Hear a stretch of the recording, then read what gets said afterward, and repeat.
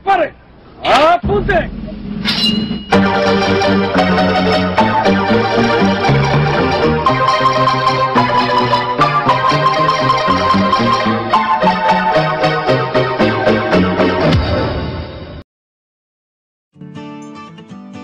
Ang mahalaga ay Isang bansa na nagkahanap ng katakya.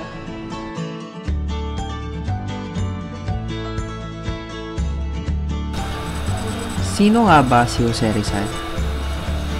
Jose Protasio Rizal Mercado y Alonso Reyalonda, mas kilala ngayon sa tawag na Jose Rizal. Tinuturing na pambansang bayani ng Pilipinas, pero may kinalaman ba ito para masabing may halaga na siya sa paghahanap natin ng kadakilaan?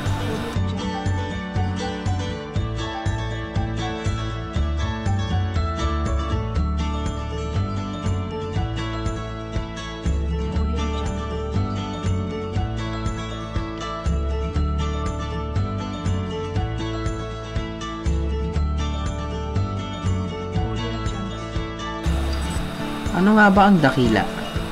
Ang dakila ay hango sa salitang Tagalog na ang ibig sabihin ay handang pagbibigay ng lahat para sa ipinaglalaban.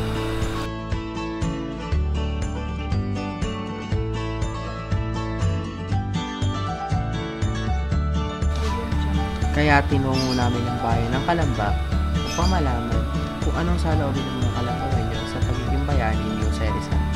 Kung ano nga ba ang kahalagahan niya sa paghahanap natin ng kadakilaan.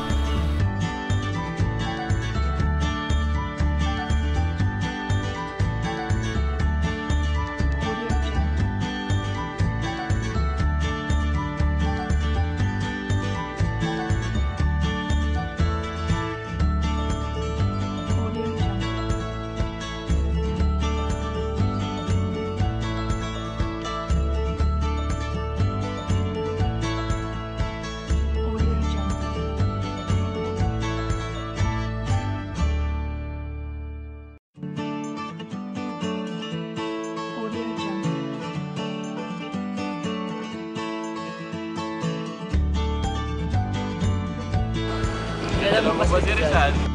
Kilala niyo ba si Rizal? Kilala niyo ba si Rizal?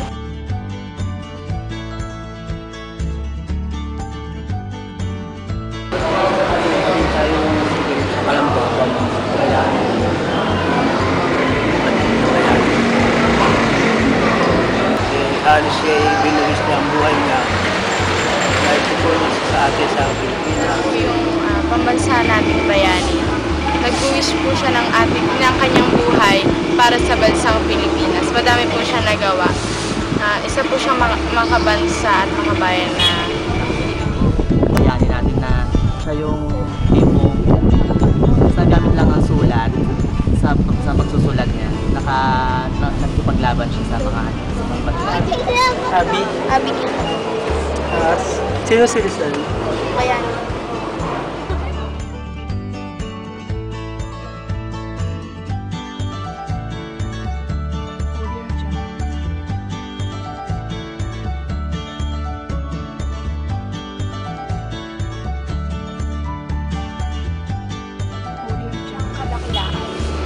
Kadakilaan.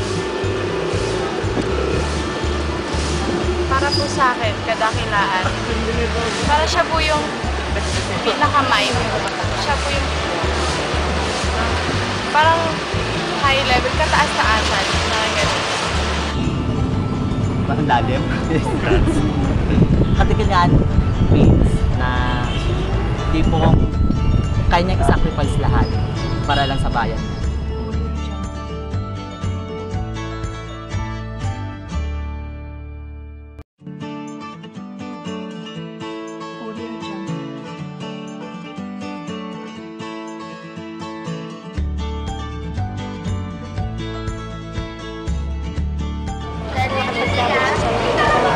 Sa mga? Dahil isinipan niya ang buhay niya para sa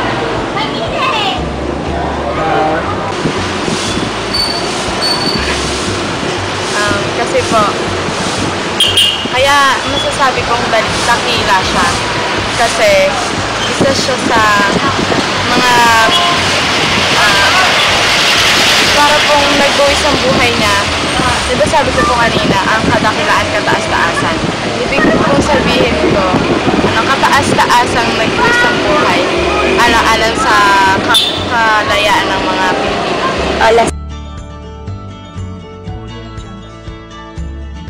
Ay, Diyos ko po siya magiging presidente natin. Lahat ng dapat niyang itama niya. Yun lang. Thank you. Siguro po maunlad. Thank you. Alam na natin ang opinyon ng mga taga-Kalamba kung sino nga ba si Rizal. Alamin naman natin ngayon, komento ng grupo, kung sino nga ba si Rizal at kung ano ang masasabi nila kung bakit mahalaga si Rizal sa paghahanap ng kadakilaan. Si Rizal? Sino nga ba si Rizal? Sino nga ba si Rizal? Sa panahon nga natin ngayon, si Rizal yung tinutukoy natin pambansang bayani. Si Rizal yung kinikilala natin dakila na nagtanggol sa ating bansa. Pero maraming tao yung pinatulig sa amin Rizal. Maraming tao magsasabi na hindi karapat-dapat si Rizal na yung pambansang bayani. Pero para sa akin, kahit ano pa yung sabihin nila, may way na karapat-dapat si Rizal.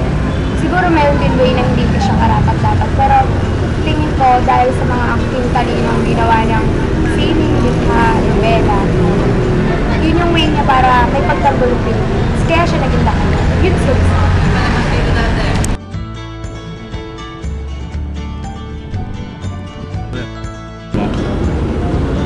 Si Rizal yung ating pambansang bayani na lumaban sa Kastila na hindi gumamit ng anumang dahas. Ginamit niya yung kanyang talino sa pagsusulat na patungkol lahat sa mga Kastila. Dakila siya kasi binuwis niya yung buhay niya para sa Pilipinas. Walang kakayo! One, two, three, go! Si Rizal, siya yung pambansang bayani natin. Ginawa niya lahat yung parang nilabanan niya yung mga nanganakop sa atin. Gamit yung mga sinulat niya, ginamit niya yung talento niya para mapagtanggol yung mga kababayan niya. Si Rizal, bayani ng Pilipinas. Pinagtanggol ng mga Pilipino sa kamay ng mga Kastila sa pamamagitan ng pluma. Siya yung nagsulat ng El Fili tsaka Noli na tumutulig sa mga Friday. Panahon ng mga panlakop ng mga Kastila. Tapos, ba't dakila si Rizal? Dakila siya in a way na pinagtanggol niya yung mga Pilipino na walang takot. At pinagtanggol niya yung mga Pilipino sa kamay ng mga Kastila nang hindi natatakot na mamatay para sa kanyang bayan. Tapos na yan. Pambansang bayani ng Pilipinas. Tapos, ginawa niya lahat para sa atin, para magkaroon tayo ng idea kung ano nangyayari sa bansa natin. Gumamit siya ng papel at luma para ipahayag sa atin kung ano yung nangyayari sa bansa na mali na ginagawa ng mga Kastilang Braille. Hindi siya natakot mamatay para sa atin kasi alam niya na babangon din tayo. Okay na.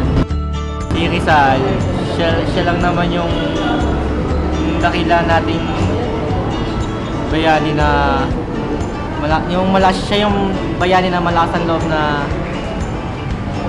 lumaban sa mga Fraile nung panahon ng mga Kastila. Tapos siya rin naman yung nagsulat ng yung dalawang nobela niya, yung Noli pati yung LTV. Pero meron pa daw siyang naisulat na ibang nobela, kaso hindi ko lang alam. Sabi kong dakila siya dahil kahit na alam niya hindi niya kayang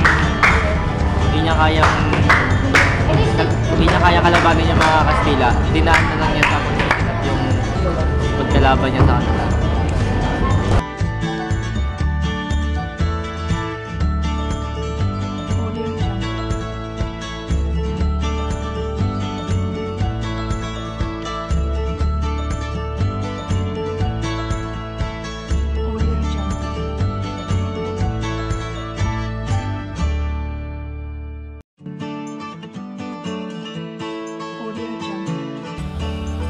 Sa komentong ating narinig, ang kahalagahan ni Rizal sa isang bansang naghahanap ng kadakilaan ay ang pagiging ehemplo sa iba kung paano ito makakamit.